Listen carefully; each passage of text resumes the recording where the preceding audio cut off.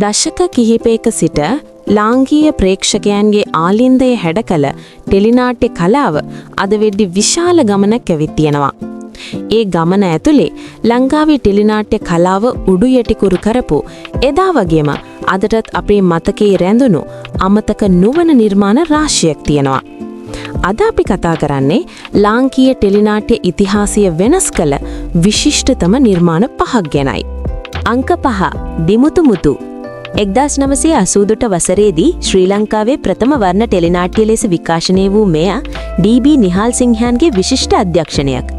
එතෙක් රිදී තෙරයට පමණක් සීමා වී සිටි නළු නිලියන් සහ සිනමාත්මක ගුණාංග රූපවාහිනී තිරයට රැගෙන ආවේ මේ නිර්මාණයයි. මේ ලාංකීය ටෙලිනාට්‍ය කලාවේ මංගල පියවර ලෙස හඳුන්වන්න පුරුවන්. අංක 4 දූ දරුවෝ 90 දශකයේ ඉරිදා රාත්‍රියේ ලංකාවේ මහා මාර්ග පවා පාලු කරන්නට තරම් මේ ටෙලිනාට්‍ය බලපෑම් සහගත වුණා.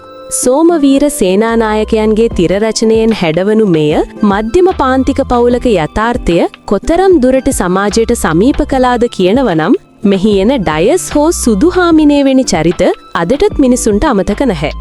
දඬුබස්නා මානය ලාංකීය ටෙලිනාට්‍ය කලාවට නවමානයක් එක්කල ජයන්ත චන්ද්‍රසිරිගේ මේ නිර්මාණය දේශීය සටන් කලාව සහ ගුප්ත විද්‍යාවන් අලංකාර ලෙස මුසු කළා.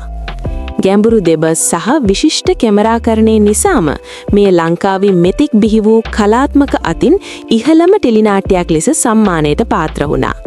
අංක 2 කූඹියෝ මෑතකාලීනව ලාංකීය තාරුණ්‍ය ටෙලිනාට්‍ය කලාව වටා රොක් කිරීමට සමත් වූ අතිශය ජනප්‍රිය නිර්මාණය මෙයයි.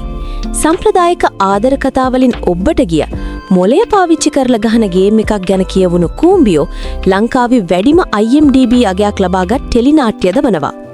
ලක්ෂ්මන් පුෂ්පකුමාර සහ තුමිඳු දොඩන්තන්නගේ රංගනය මේට දෙවන්ත ජවයක් වුණා. අංක 1 සහෝදරයා සමාජ දේශපාලනික ගැටලු ඉතාමත් සංවේදීව සහ බුද්ධිමත්ව ප්‍රේක්ෂකයා හමුවේ තිබූ මේ නිර්මාණය නාමල් ජයසිංහගේ අධ්‍යක්ෂණයක්.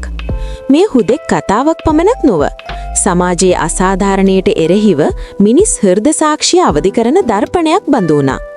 ගුණාත්මක බවාතින් මේ ලාංකීය ටෙලිනාට්‍ය කලාවේ ස්වර්ණමය සලකුණක්. ඉතින් මේ අපි තෝරාගත් හොඳම 5. මීට අමතරව ඔබ කැමතිම ඔබේ මතකයේ රැඳුණු ටෙලිනාට්‍ය මොකද්ද? පහලින් කමෙන්ට් එකක් දාන්න. මේ වගේ තවත් වීඩියෝ බලන්න අපේ channel එක subscribe කරන්න අමතක කරන්න එපා. ස්තුතියි.